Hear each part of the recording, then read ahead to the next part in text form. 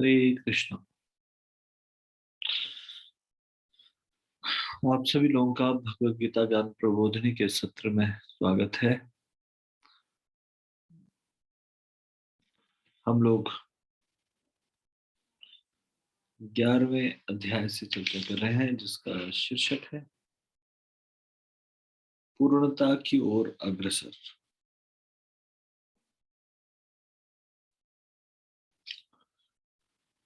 तो इससे पहले कि हम ये शुरू करें, कृपया आप सब लोग मेरे साथ ये मंगलाचरण प्रार्थना बोलिए। ओम अज्ञानतिमिरान्धस्य ज्ञानाञ्जनशलाकया चक्षुरुन्मिलितं येन तस्मै श्रीगुरुवे नमः। श्रीचैतन्यमनोभीष्टं स्थापितं येन भूतले स्वयं रूपः कदा मह्यं ददाति स्वपदान्तिकम्। वन्देऽहं श्रीगुरोः श्रीयुतपदकमलं श्रीगुरुन् वैष्णवांश्च श्रीरूपं सागरजातं सैकं रघुनाथान्वितं तं सजीवम् साद्वैतं सावधूतं परिजनसहितं कृष्णचैतन्यदेवं श्रीराधा कृष्णपादान् सैगं ललिता श्रीविशाखान्वितांश्च। हे कृष्ण करुणा सिंधु दीनबंधो जगतपते गोपेश गोपिका कांत राधा कांत नमोस्तुते। तप्त कांचन गौरांगी राधे वृंदावनेश्वरी वृषभानुसुते देवी प्रणमामि हरिप्रिये। वंशकल्पतरुभ्यश्च कृपा सिन्धुभ्येव च पत्तानां पावनेभ्यो वैष्णवेभ्यो नमो नमः। जय श्री कृष्ण चैतन्य प्रभु नित्यानंद श्री अद्वैत गदाधर श्रीवासादि गौर भक्त वृंदा। हरे कृष्ण कृष्ण कृष्ण हरे हरे, हरे राम राम राम हरे हरे।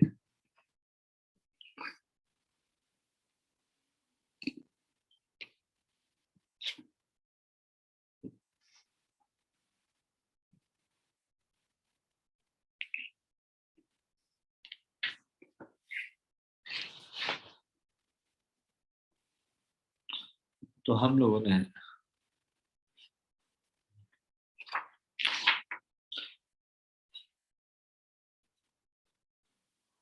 लोग चर्चा कर रहे थे, क्या हम बंदरों से मनुष्य तक विकसित हुए हैं।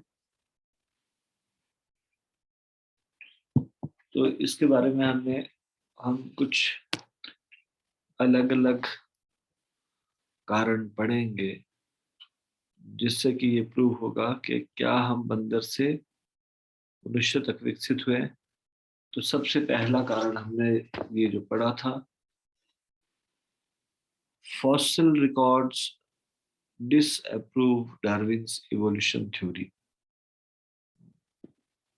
फॉसिल्स को बोलते हैं जीवाश्म। जीवाश्म अभिलेख डार्विन के विकासवाद के सिद्धांत को खंडित करते हैं। सेकंड इंपॉर्टेंट पॉइंट है दूसरा,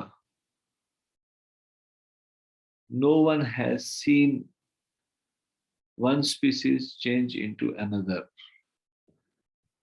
किसी ने भी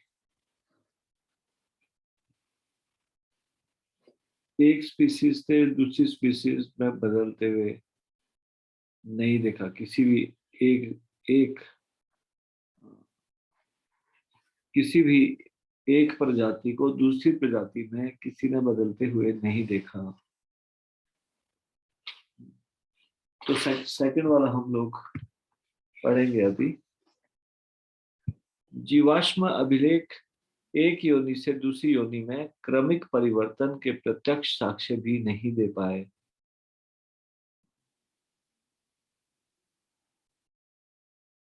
प्रजातियां दृढ़ स्थायी रूप है।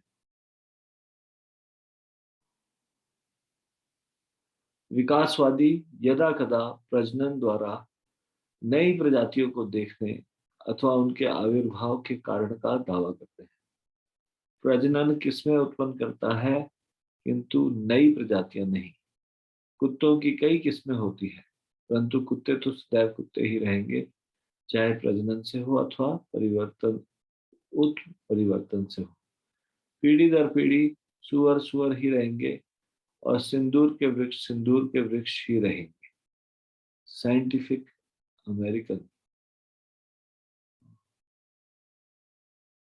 अतएव विज्ञान का सार कहता है कोई भी जीवाश्म अथवा अन्य शारीरिक प्रमाण मानव को प्रत्यक्षतः सीमियन यानी कि बंदर जैसा जीव के साथ नहीं जोड़ता है। तो ये भी हमने चर्चा कर ली थी। अब तीसरा है fossils show that multi-celled animals did not evolve from single-cell animals.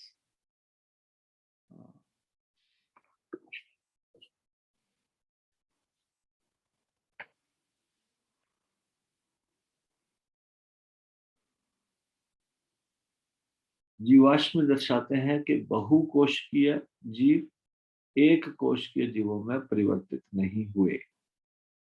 Darwin ने एक कोशिकीय जीवों से बहुकोशिकीय जीवों में क्रमिक विकास को लिखा है। यूनिसेल्युलर टू मल्टीसेल्युलर ऑर्गेनिजम्स, एक कोशिकीय जीव से बहुकोशिकीय जीवों के विकास के रूप में लिखा है। तथापि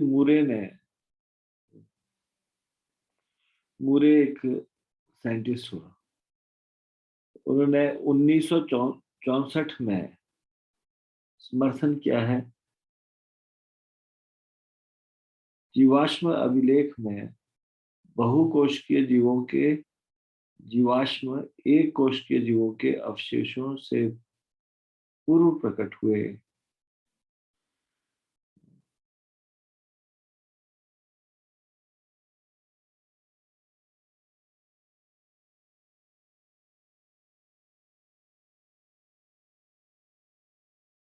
डार्विन तो कहता है कि इवोल्यूशन जो हुआ वो यूनिसेलुलर से मल्टी सेलुलर ऑर्गेनिज्म में हुआ, लेकिन मूरे ने ये बताया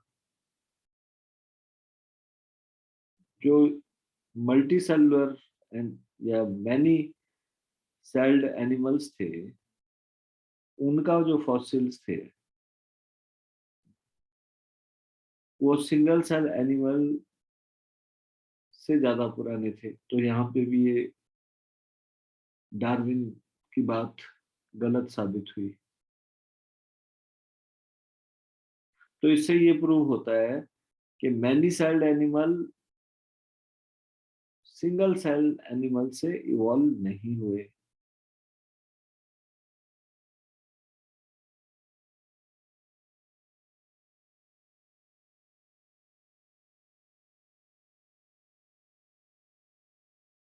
तो इवोल्यूशन थ्योरी के अनुसार फॉसिल रिकॉर्ड में स्पीसीज कैसे होनी चाहिए,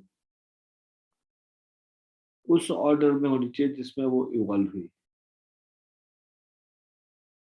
जैसे फिश से फ्रॉग, फिर फ्रॉग से रेप्टाइल, रेप्टाइल से बर्ड और बर्ड से मैमल, मैमल से ह्यूमन, इस तरह से आना चाहिए।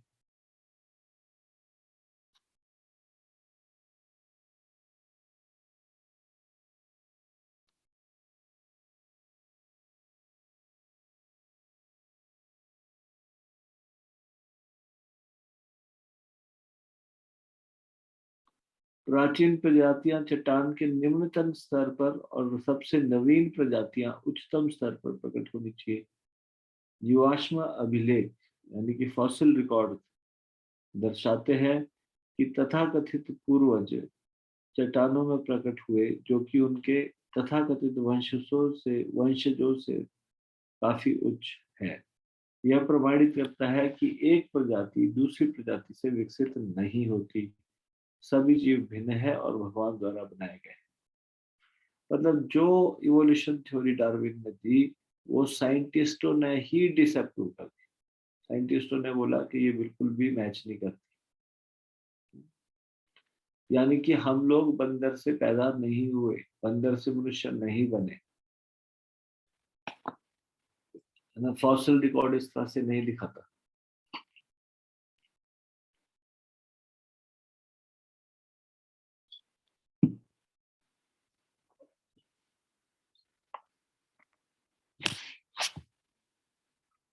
चौथा पॉइंट है, मानव सीमियनों से विकसित नहीं हुआ।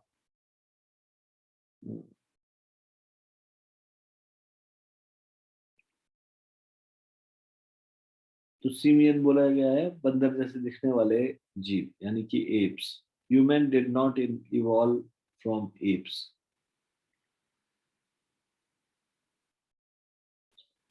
डार्विन के अनुसार जो मॉडर्न मैन है उनका ओरिजिन होना चाहिए 40,000 साल पहले। लेकिन जो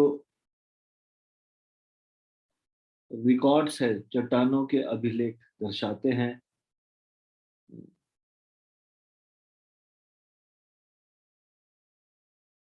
कि मानव लाखों वर्षों से अस्तित्व में है।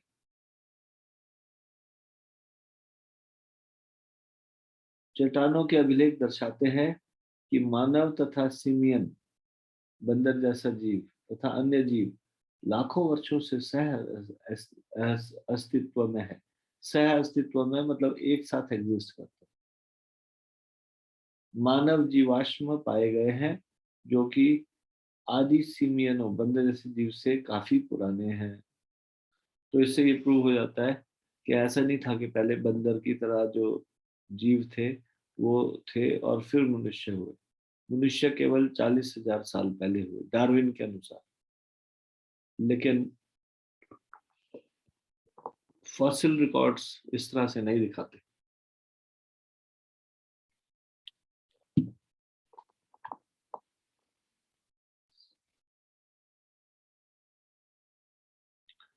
अब डार्विन के विकासवादी सिद्धांत के अनुसार, ये पांचवा पॉइंट आप देखिए, कितनी मूर्खता भरी बात की है डार्विन ने।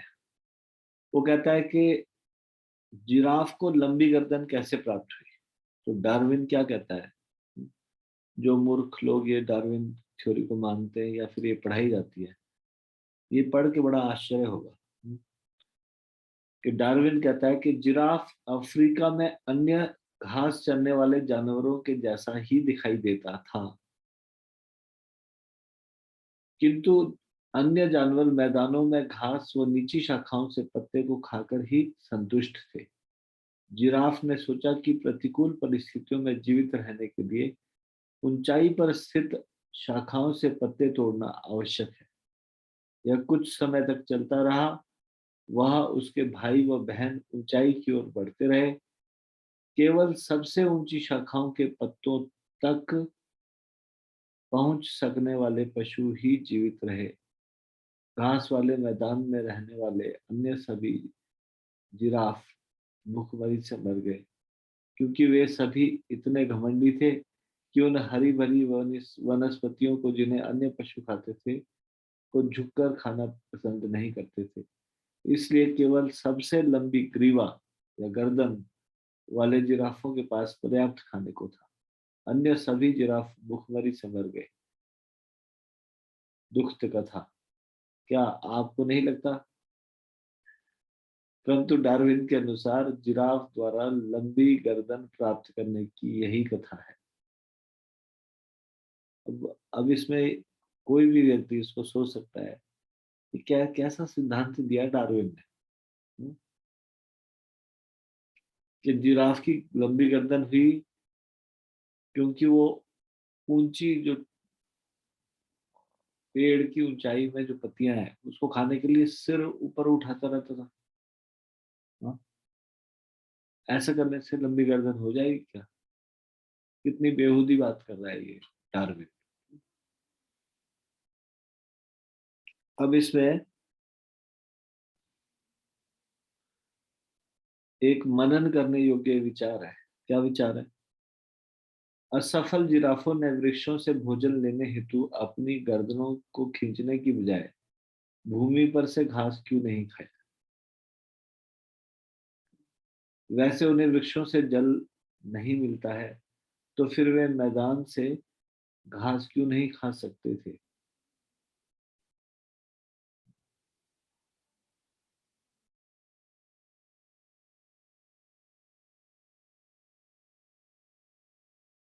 देखो पानी पीने के लिए तो सिर नीचे करते ही होंगे, तो फिर मैदान से घास क्यों नहीं खा सकते थे? यदि सर्वोत्तम उत्तरजीवी केवल लंबी गर्दन वाले जिराफ ही जीवित बचे, तो क्या उसका अर्थ यह है कि बिना ऐसी गर्दनों वाले अन्य सभी प्राणी मर गए?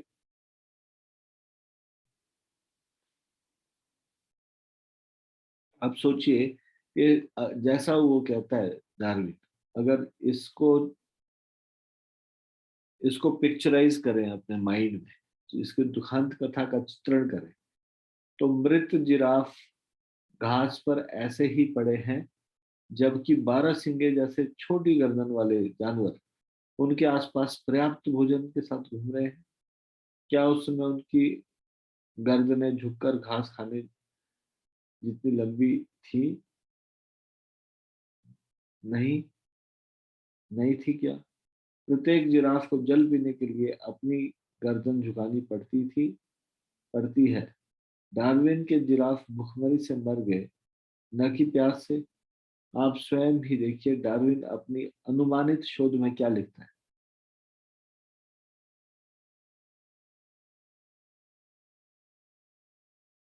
अब एक बायोलॉजिस्ट हुए लूथर डी सुंदरलैंड,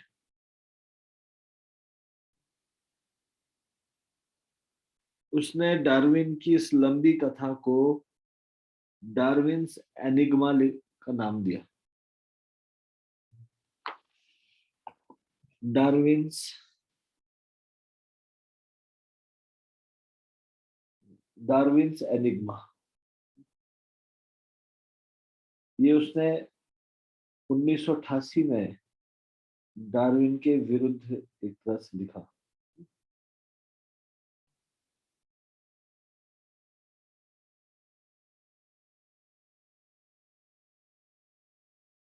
एनिग्मा का मतलब होता है रहस्य। तो डार्विन का रहस्य, तो उसके 83वें और 84वें पेज पर उन्होंने लिखा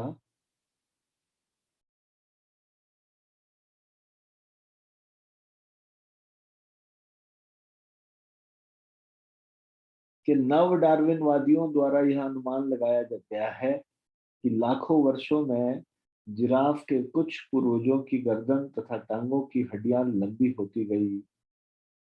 यदि यह सत्य होता, तो कोई अनुमान लगा सकता था कि माध्यमिक आकार जैसे दिखने वाले कुछ जीवाश्म या आज मध्यम आकार वाले कुछ जीवित प्राणी होंगे।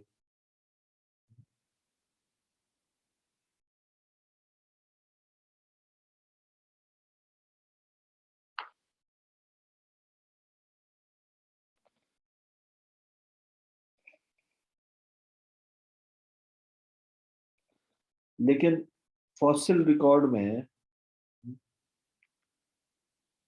ऐसा कोई भी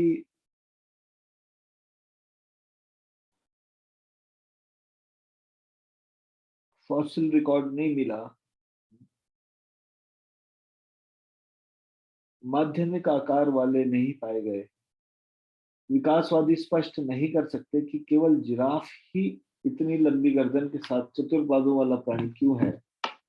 मतलब बाकी जो जानवर थे उनकी गर्दन लंबी क्यों नहीं हुई, जिराफ की क्यों हुई? और अन्य सभी प्राणी बिना लंबी गर्दन के वो क्यों जीवित है? जिराफ ही क्यों, अगर भूखमरी हुई और सिर उठा के खाने लगे, तो फिर बाकी जीव जीव कैसे जीवित?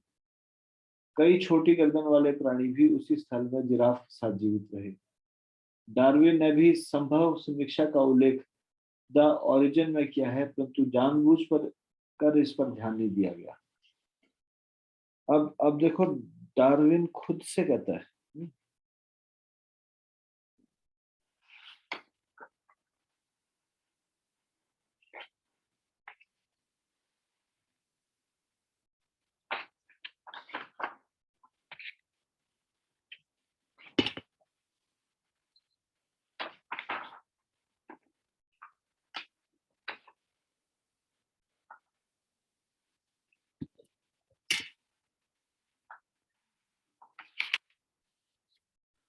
विज्ञान व तकनीक आधुनिक समाज के मूल्यों, पूर्वानुमानों तथा लक्ष्यों को निश्चित करते हैं।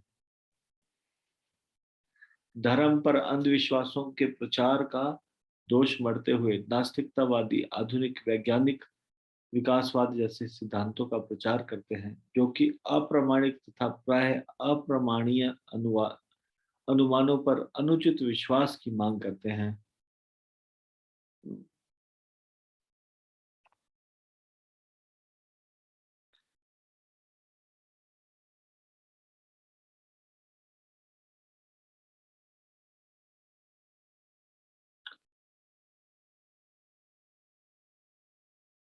अब सोचिए, ये साइंस एंड टेक्नोलॉजी,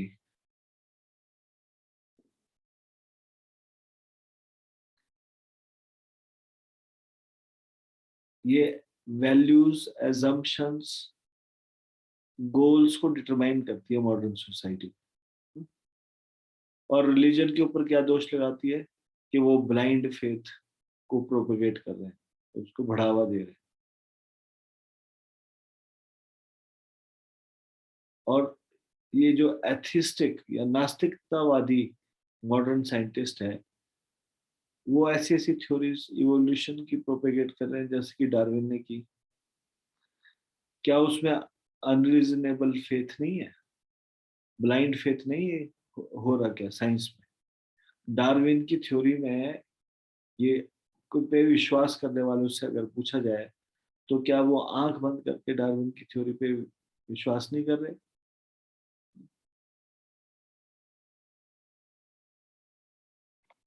जो अनवेरिफाइड है और अनवेरिफिएबल है,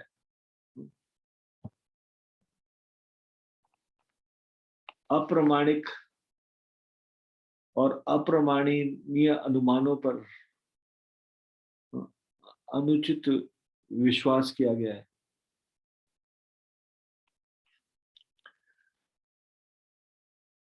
तो इंडिविजुअल लेवल पे एक आध्यात्मिक आकांक्षी जो स्पिरिचुअल एस्पायरेंट है, वो फिलोसफिकल अंडरस्टैंडिंग के द्वारा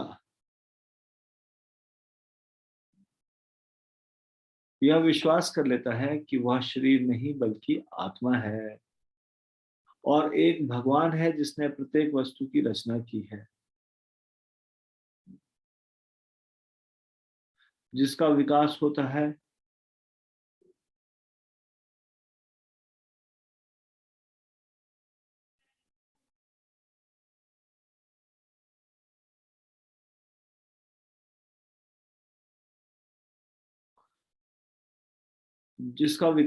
है वह शरीर नहीं अपितु आत्मा है।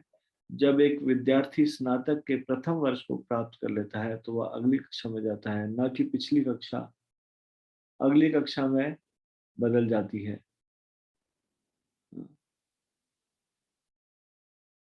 अतएव सिमियन बंदर जैसे जीव शाखाओं पर ही रहेंगे, जबकि विद्यार्थी निसंदेह मानव स्कूल के बेंचों पर बैठेंगे। बंदर बंदर ही रहेंगे, मनुष्य मनुष्य ही रहेंगे, पक्षी पक्षी ही रहेंगे, रेंगने वाले जंतु ही रहेंगे। जो विकसित होता है वह है आत्मा, जो कि इन विभिन्न शरीरों का चालक है। और वह शरीर विशेष की मृत्यु के पश्चात एक शरीर से दूसरे शरीर में देहांतरित होता रहता है।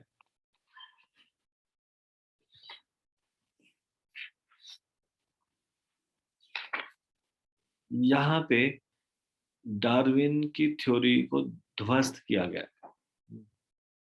डार्विन की जो थ्योरी है वो एकदम यूजलेस है, बाकी साइंटिस्टों ने ही उसको यूजलेस बोल दिया। तो भक्त लोग तो पहले से ही बोलते हैं कि this is a bogus theory, जिसमें कि इस तरह से बताया गया किस तरह से जानवर मनुष्य में परिवर्तित हो।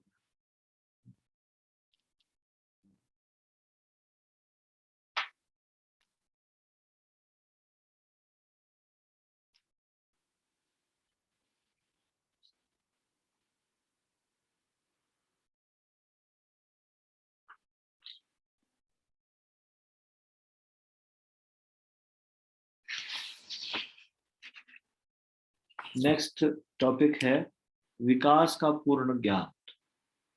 तो अब विकास का पूर्ण ज्ञान कैसे प्राप्त होगा? अगर कोई इवोल्यूशन को जानना चाहता है, कोई जानना चाहता है कैसे कैसे ये अलग अलग शरीर है, तो उसको शास्त्रों का सहारा लेना चाहिए।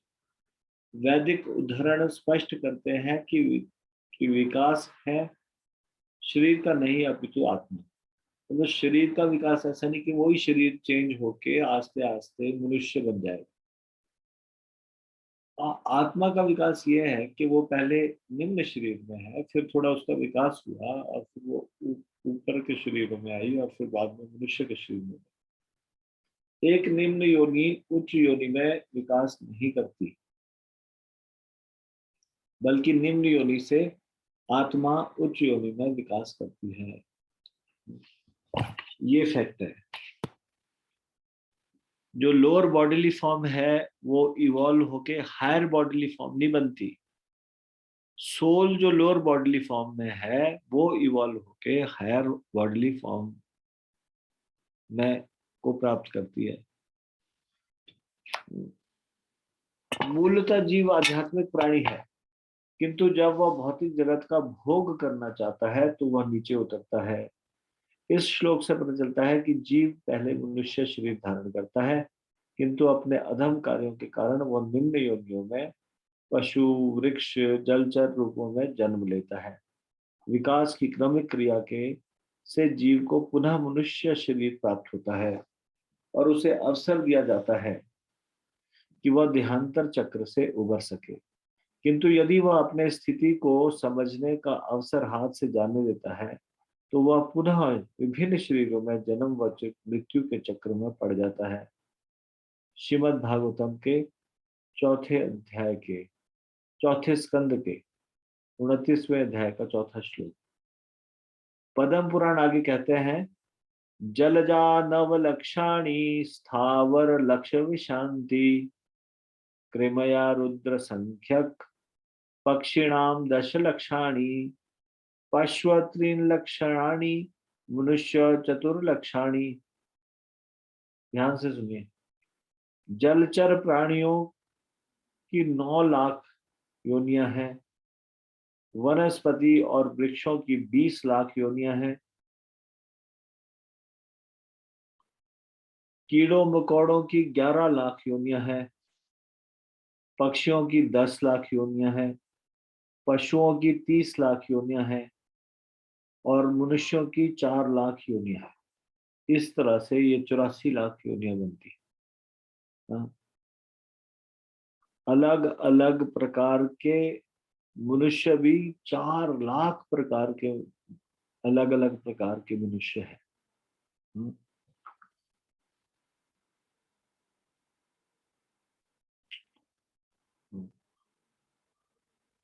जीव वैज्ञानिकों द्वारा समझा गया योनि का अर्थ इसमें अंतर्निहित अर्थ से भिन्न है।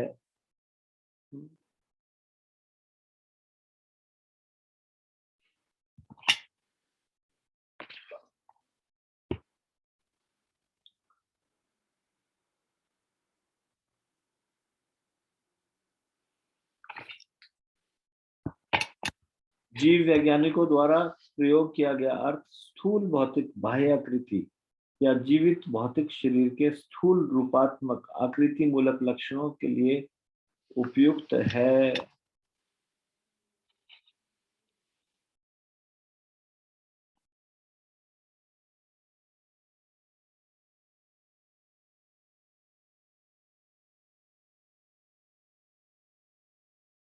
अब देखिए यहाँ पे बहुत क्लियरली ये चीज बताया है। 9 लाख स्पीसीज है एक्वेटिक लाइफ, जलचर। 20 लाख स्पीसीज है प्लांट्स और ट्रीज। 11 लाख स्पीसीज है इंसेक्ट्स। 10 लाख स्पीसीज है बर्ड्स और 30 लाख स्पीसीज है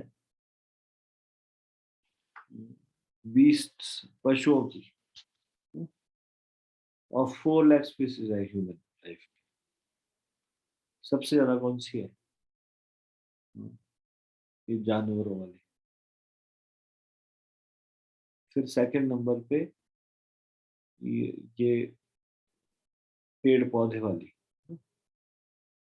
फिर उसके बाद इंसेक्ट्स वाली, फिर उससे कम बर्ड्स वाली, उससे भी कम एक्वेटिक, और फिर सबसे कम ये ह्यूमन लाइफ वाली।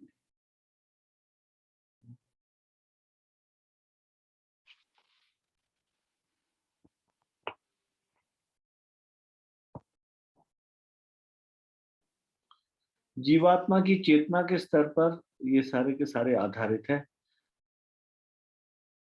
उदाहरण के लिए जीव वैज्ञानिक कहते हैं कि सभी मानव जाति एक योनि से संबंधित है, जबकि वैदिक साहित्य इसकी 4 लाख योनियों के बारे में बताते हैं।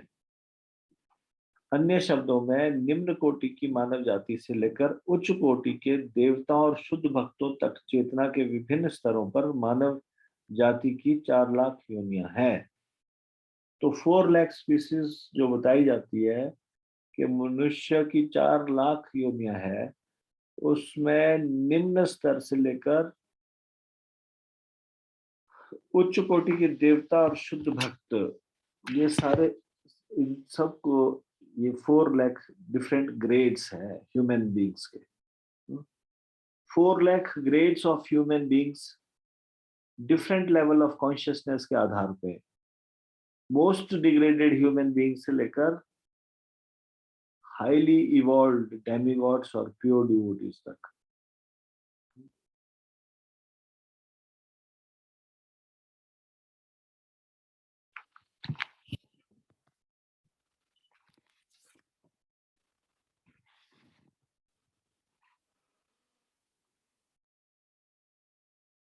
जीवन के नाना रूप भौतिक प्रकृति के 3 गुणों, सतोगुण, रजोगुण और तमोगुण के सम्मिश्रण तथा प्रस्तार या अनुपात क्रमिक परिवर्तन की उपज है। तो वेराइटीज ऑफ लाइफ फॉर्म्स क्या है? एक combination and permutation of 3 modes of material nature है। सतोगुण मतलब मोड ऑफ गुडनेस, रजोगुण मतलब मोड ऑफ पैशन, और तमोगुण मतलब मोड ऑफ इग्नोरेंस। ये अलग अलग लाइफ फॉर्म्स क्या है? This is product of combination and permutation.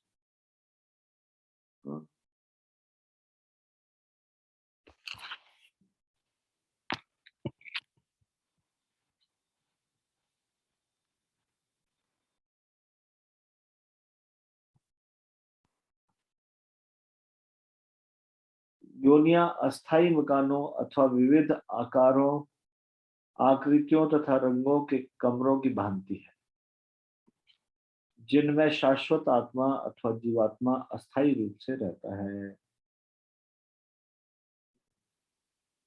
Temporary house या टेम्परेरी अपार्टमेंट्स की तरह है ये शरीर, जो कि वेरियस साइजेस में, वेरियस शेप्स में है, वेरियस कलर्स में है। और यहाँ पे जो आत्मा है, जो सनातन है, वो टेम्परेरीली रिजाइड करता है।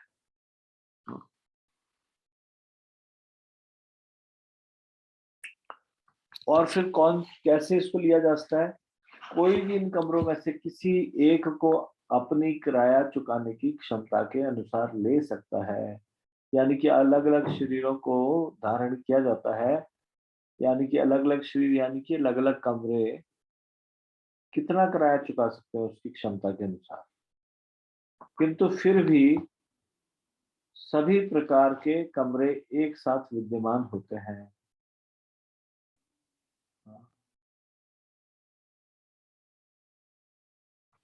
यानी कि सारे शरीर एग्जिस्ट करते हैं साइमल्टेनियसली। साइमल्टेनियसली मतलब एक साथ।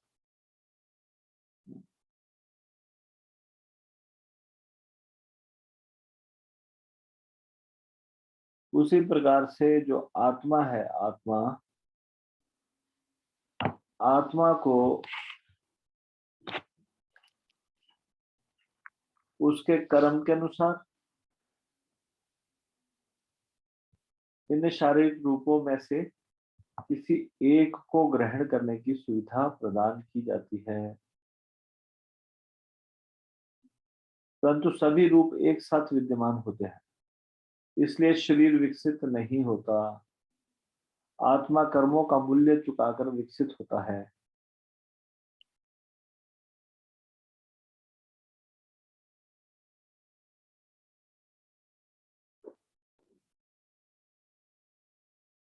तो बॉडी इवॉल्व नहीं करती, सोल इवॉल्व करती है।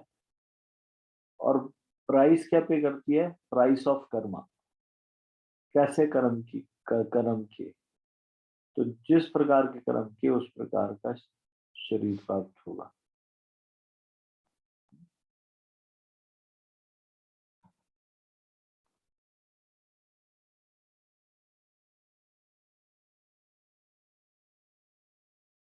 तो जो बायोलॉजिकल फॉर्म्स है वो कैसे? थ्री मोड्स के अनुसार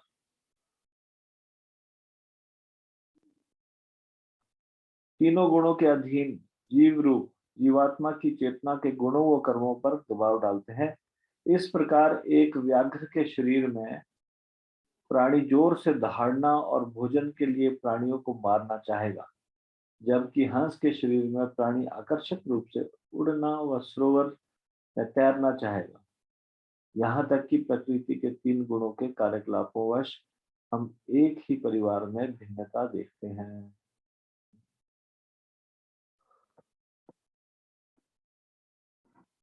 एक परिवार में भी अलग अलग वृत्ति के इंसान हो सकते हैं।